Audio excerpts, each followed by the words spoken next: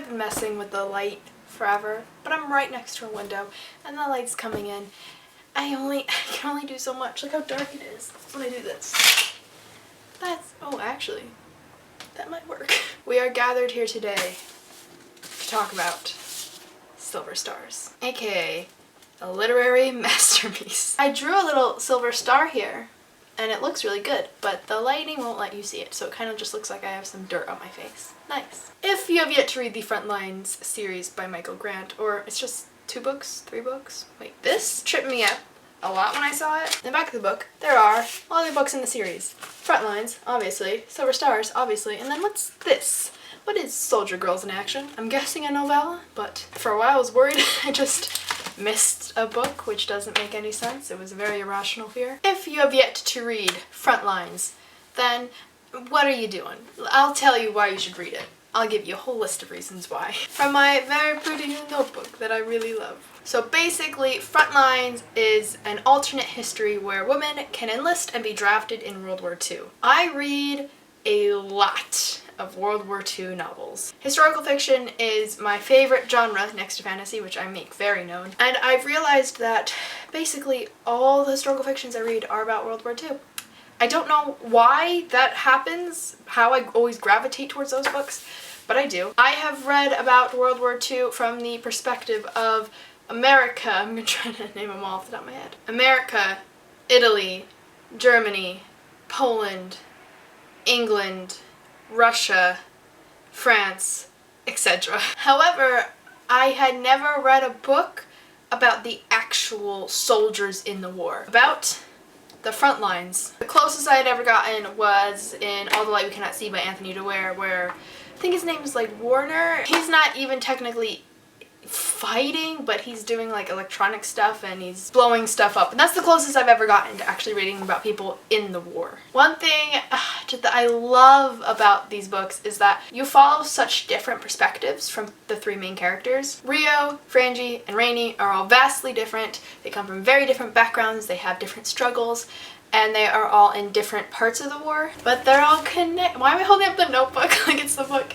They're all very connected, like, you know, it's so cool. I cannot say enough good things about Frontlines. I absolutely love it. They're not small books. Frontlines is this size or bigger, and I read them in about 2 to 3 days because I just can't put them down. They're so amazing. I love the way they're written. I love the messages they get across.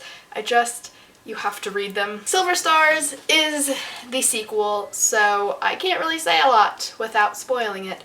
Even though Michael Grant kind of has a way where he likes to spoil the book with his titles, which is another reason why I never really got into his Gone series, because I went into every book knowing what would happen. Went into this, you kind of know what's gonna happen.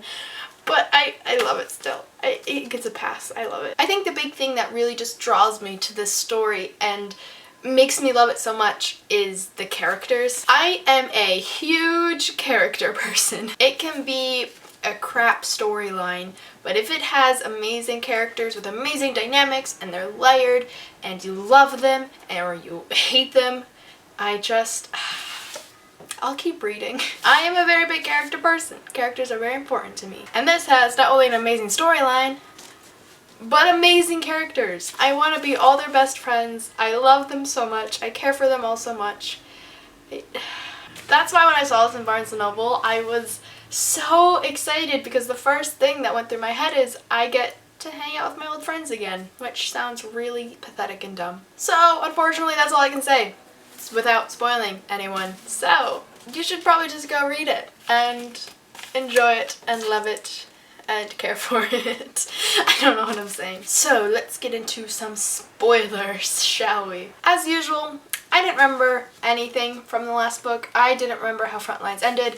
Didn't remember any of the characters' names. I vaguely remembered Jack, and that's the only one I remembered that wasn't the 3 main characters. Oh, I remembered Zhenu too. Her name's Zhenu, right? It's not Zhenu. It's not Zenu. It's Zhenu, I'm assuming. So what I really appreciated was that in the beginning, Michael Grant gave a little rundown on who everyone was, what their rank was, what they did, and I really appreciated that. I guess it's almost taboo now for authors to do that in the beginning of their books or sequels. I never see anyone do it. And it can be annoying, I guess, if you're like marathoning a series and you just read the last book and now they're talking about whoever one is, but it's really helpful. I really like it. Authors, please do that more often. There are so many sequels where I just lose interest so fast because I don't remember anyone. I have to go through the spark notes, and even then that doesn't help that much, which there's no spark notes for Frontlines, which is really annoying. Anyway, just wanted to get that out of the way. Thank you, Michael Grant. That was very helpful. However, right off the bat, could we just talk about something? Because I'm a little confused. I wish we spent more time with Frangie. And I know that's not an uncommon opinion with the sequel. I was reading the Goodreads reviews and so many of them mentioned, where's Frangie? Why are we spending so much time with Rio? And I completely agree, that's a complaint. Another thing that I really loved about Frontlines was that I feel like each of the main characters was equally a main front character. We spent an equal amount of time with them, we knew them equally, you know what I mean? No one took precedent over the others. We knew all of them. We had an equal amount of time with them. But it became increasingly evident in Silver Stars that Rio was going to take precedent. Don't get me wrong, I love Rio, and I love Rio's scenes. I love her as a character and seeing her character development. I love her friend group. It's not a friend group, her squad. I love them so much. I love spending time with them. So I wasn't angry we were spending a lot of time with them, whereas if it had been Rainy. I love Rainy, and I feel really bad saying this after what she went through, but I just...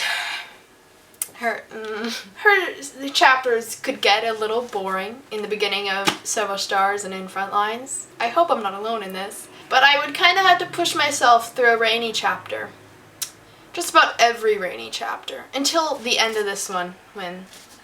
That sounds so mean because she went through so much. I hope I'm not alone in that. I don't know why. Maybe it's because she's not actually in the war, and for a lot of the time she was just kind of in school or with big people. I don't know. When she's actually doing things though, it's more interesting, like when she was on the heist and all that stuff. But yes, wait, let's get back to it. I don't know why we didn't spend enough time with Frangie.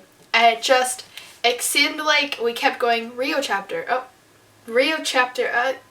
Wow, another Rio chapter. Frangie chapter! Wait, it's really short. Okay, another Rio chapter. I love Rio. I don't mind spending time with her, but I did miss Frangie. I was especially surprised when Frangie got injured so badly and we went to the next chapter and it was someone else. I wasn't surprised. That's a cliffhanger. That's what happens. But then it kept being other people and we didn't see Frangie until she was in recovery. I guess that makes sense because she said she was unconscious for most of it, but I mean, still, I don't know. That does remind me though, we did get some good cliffhangers with Rainy. There were really interesting Rainy parts when she was on the heist, when she was escorting that Italian gangster guy and the chapter ended with him saying, "Give me a gun so I can kill her," and then it went to a new chapter, and I, for the first time this whole series, contemplated skipping the chapter to get back to Rainy to see what happened. I didn't. I held my ground, but I strongly contemplated it. And that's where my notes end for this, because I ran out of time. So,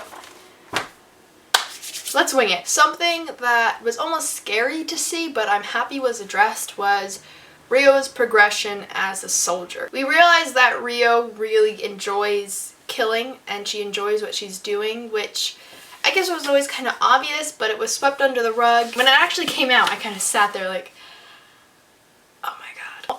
It killed me. I hated it. Her and Jeannu like separating and not being close anymore. I hated it. It made me so upset, and I love them together. I hate how pale I look right now, though. That's not a look. I felt so bad for Jeannu. I really did. Because Rio was treating her like a piece of trash, honestly. And I think that is because Rio was going through a lot emotionally, mentally. She was really rising amongst the ranks of her fellow GIs, and I think that really stressed her out, obviously. And it was obvious that she was getting more, what's the word I'm looking for? She was getting more responsibility. People were starting to notice her, and I think that's a big reason why she was shutting everyone out, especially Jeannu. It was also explained at the end though, she didn't want to be the one responsible for her friends' deaths, and I never thought about that before, and that's another plane. She was pushing them away because she didn't want to be the one responsible for their deaths, and she was unconsciously just separating herself from her friends. And now that she's sergeant, I don't like change. I don't know if that's obvious. I hate change. When you're not there to watch it or read it, I hate the progression of time. I hate changes in real life, in fiction. It's just a weird thing about me. Now that she's sergeant and she's probably gonna be training people or something, and she's not gonna be with the rest of the group, and I'm really sad. I'm not looking forward to that. We also have, of course, Frangie, who is just, I love her so much. Frangie has gotten so strong throughout the series, and she's had such great character development. She gets injured, which is kind of the big peak of what happens, and she's no longer on the front lines. I feel like I have so much missing information because we didn't spend a lot of time with her. She's on the front lines, she gets injured, suddenly she's in rehabilitation. She meets her brother. That's something we learned. She meets Harder, and I'm so happy she does because I had so many questions. We didn't have a lot of information about that, just that he had gotten kicked out. We also learned that her mother had gotten raped by, was it white, no, it wasn't soldiers. I have soldiers in the mind. By white men before she was born, which was crazy. So crazy to read. And I was doing the same thing Frangie was, where she said she was imagining all these horrific things, and I was imagining all these horrific things, and I think that's what he was going for. He did it really well. But it was this, I couldn't stop thinking about it, just like she couldn't stop thinking about it, and I like that he does that. He really inserts you into the character's mind. And of course, we have Rainy. Rainy goes through the ringer in this book. I was really confused. Can we talk about this? I was really confused. We have the in-between each part, like part 1, part 2, and in between every few chapters, whatever. The narrator, who by the way, we'll get to it, but I fully believe is Janu, talks about how things have happened and that it's suddenly 1945. And I think I read that like 6 times. Like, I was so confused because out of nowhere, suddenly she's like saying, oh, well, time has passed. Now we're in 1945. And I was like, wait, what? Because I thought there's going to be more books, and there's going to be another book. But it's 1945. It's the year the war ends, and we were in 1943. I was really confused. And then we jumped to Rainy in a village, and she said she's been there for a while. So has she been there for 2 years? I don't understand. But then Janu, okay, if it's Janu, the narrator, says that they've earned silver stars. She mentions that, like, offhandedly. Was she saying that by the end of the book it's 1945 and she's filling in the gap between her narration here, the end of the book, then there's all her explaining? I was so confused. That is something I didn't like about this book, was that confused me a lot. And after that happened, I kind of slowed down reading a bit. Like, before I was devouring it, but then I kind of just was a lot slower because I didn't know what was going on. So Rainy is in hiding in a village because she was screwed over, completely, utterly screwed over. She runs away to a village. She's in hiding. I don't really understand how long she was in hiding for. Was it 2 years? She's there, the Gestapo finds her, and then all hell breaks loose. I have so much respect for Rainy. I always have, but especially now. I think it's so interesting seeing how her personality has changed after what she went through. I didn't even think about it after everything that happened after she was rescued. I didn't think about how she would have changed. I thought she would kind of go back to being Rainy. I didn't think about it. She's so different now, and I really appreciate that he did that. I can't even describe it, but Michael Grant did it so well. How she's kind of in her own head all the time, and she's just very different. She's very stoic almost. She's been through so much, so she wouldn't be the old Rainy. That was really hard to read about, her being tortured by the Gestapo. This whole book was really hard to read. I feel like the first book was a lot of them getting to the war and everything leading up to it, and this was just the whole meat of it and them fighting on the front lines. Even though they were obviously on the front lines in the first book because it's called Front Lines, you see how hard it was when Rhea was on the front lines with her squad, her platoon, and they were living in the cold mud and they had all just given up and they were like practically dead inside. They were going to the bathroom in their foxholes and they were sleeping in the cold mud, and that's just, it really opens your eyes, honestly. It may or may not have been a few days since that last clip, but I think I've done a pretty good job of making everything look relatively the same. Let's see, where were we? However, in those 2 days between the last clip and now, I've gotten a cold, so that is one difference. There is, oh my god, I can't even speak. There is one thing about this book that just, There seems to be a bit of a love triangle. I don't know if you've noticed from all the very obvious links the author goes to make it apparent. So, Rio is currently with Strand, who, are they engaged? I don't know. It is really interesting to see the difference between chastity, I guess is the word to use, from then to now. And I like the difference we've made quite a bit. She is with Strand, but one of her best friends is Jack. And it seems, at least to me, like she's a better match with Jack. And I'm gonna play right into it because I love Jack so much. I mean, I feel like that's obvious. He's really trying to paint Strand as the, like, well, he doesn't like when she's being herself. He doesn't like when she's being a GI. They're never together because he's on a different side of the war. He's in the Air Force. But Jack is always there with her. Jack sees her as she is. He sees her at her worst. He's really funny. They shared a cute moment in the mud together amongst mines. I am curious though as to what your view is on the love triangle. I'm playing into it. I don't mean to. Thought I was past love triangles. I am still annoyed with seeing them. I am annoyed that it's in this, but I'm still gonna say I love Jack. So do you like Strand or Jack? I feel so dumb saying that, but I'm curious. I really do want to know, because I obviously can't answer this for myself, but I really want to know other people's opinions on it. There are a lot of racial slurs used throughout this book, and in the author's notes for both Frontlines and Silver Stars, Michael Grant addresses it, and he says that he's trying to make it as true to history as possible and to kind of show just how harsh and horrible it was. And in the author's note, it actually says, "There will be those who think my depiction of racism in the wartime American military and the country at large is overly harsh. Sadly, this is nonsense. The reality was worse than I have the opportunity to show in this necessarily limited narrative. However, I'm not a person of color, so I can't judge for myself. Is it too harsh? Did he go too far? Is it okay? Is it within reason?" So I would really like to know your opinion on it. Oh, I keep forgetting it has the stars here. That's so cool. So yeah, our main characters get awarded Silver Stars, and I'm so proud of them, and it just makes me so happy. Wait, what did Rio get it for? I think it was just for everything. She's kind of crazy. I know one of them was because she didn't go back when she was injured. She kept fighting, but I feel like there's more than that because she's done quite a bit. She's nuts. Frangie was for going under the tank and saving that soldier, which was also crazy, and then getting really badly injured but still saving people. Rainie's was for her heist and then for her time at the Gestapo headquarters, which was insane. It really made me not sad. I don't know what the feeling is exactly, how to describe it. When Rainie was explaining to Frangie and Rio that they're going to be shown around like show ponies and they're not going to really fight anymore and that their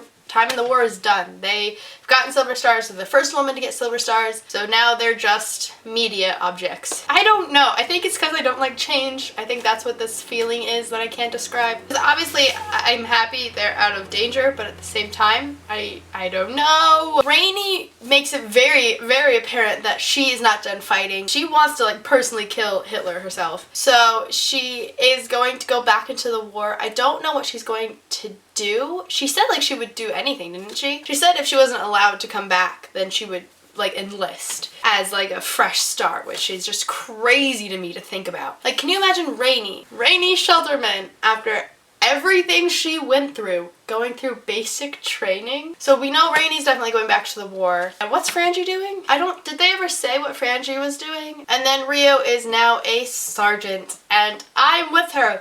I don't want her to be sergeant. I don't want her to be responsible for all those people. And I also just don't want her to be away from her squad for so long. It's gonna be so weird to see Rio training people. Rio in charge and training like green soldiers is so weird to me. I can't imagine it. I have a feeling though in the next book she will be training people. I definitely think that's what she's gonna do. I was gonna say something else and now I don't remember. Story of my life. I love the relationship between Frangie, Rio, and Rainie. It makes me so happy. I especially loved when Rio and Frangie were getting deployed into Italy and they met up again and like, hey, small world, I know you from another very fatal mission. I love their back and forth. They're all so different, but they all get along so well, and it makes me wonder, if they weren't in the war, would they still get along? Like, what would that be like? We go along with these characters. We're with them a good amount before the war, and we see them before the war and how they acted in their family life and everything. We see them in basic training. We see them get deployed and is it deployed? I keep saying that word. Go to these different countries and slowly build up more experience and do new things. So we're with them every step of the way. So in a way, we're also getting more and more, not accustomed, what's the word? Experience with the war, and obviously I'm saying in a very fictional sense, like as a character with this basic amount of knowledge we have. So then when they mentioned going back home and they go back home, it's so weird to think about them going back home. They are completely different people. What's the movie? It's like All Calm on the Western Front, All's Quiet on the Western Front, something like that. We watched it in history in freshman year. I was like the only one who was so invested in the movie I couldn't take my eyes off the screen. I was kind of embarrassed because everyone was like on their phones or just like talking, and I was like, oh my god. But I remember the one main character goes back home and he can't take it. He can't take adjusting back to normal life knowing that all of his best friends are out there risking their lives. So he enlists and he goes back, and it reminds me of this. So I think that's all I have to say for now about Silver Stars. I definitely want to start doing more book talks / reviews. I have some planned that are coming up in the future, and they will actually be planned out, and I will not just be winging it the whole time. Even though winging it is fun, it's just a little disorganized. And I also know that I'm going to edit this and think of like 10 other things I wanted to mention and just forgot. Props to you for listening to me talk for so long, because I can't do it. Thank you so much for watching, and I will see you next time. Bye!